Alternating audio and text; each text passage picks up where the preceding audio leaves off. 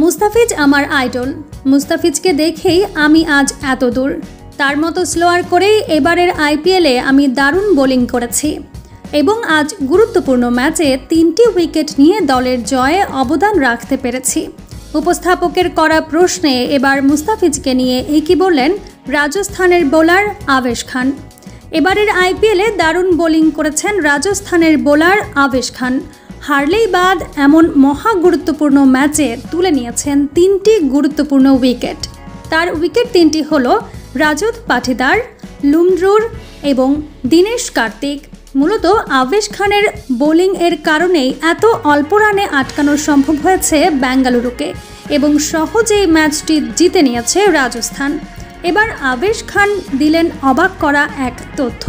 Match শেষে উপস্থাপকের করা প্রশ্নে আবেশ খান বলেন, গুরুত্বপূর্ণ ম্যাচে পারফর্ম করতে পেরে আমি অনেক খুশি। তবে একটা কথা আজ বলতে হয়, আমি আমার আইডলকে ধন্যবাদ জানাই।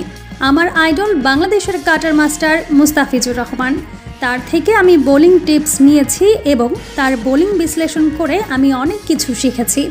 কিভাবে সে স্লোয়ার কাটার করে, কিভাবে দারুণ সব স্লো বলে ব্যাটারদের বোকা বানানো যায়, এসব আমি ফিজের কাছ থেকেই শিখেছি। মুস্তাফিজ স্লোয়ারের কিং। এমন বোলিং শেষে তার নামটা না বললে খারাপ হতো। ফিজ বাংলাদেশি বলে অনেকে হয়তো দাম দেয় না, তবে আমি তেমন না, তাই ফিজকে আমি স্মরণ করলাম। এভাবেই মুস্তাফিজকে প্রশংসায় ভাসান আবেশ খান।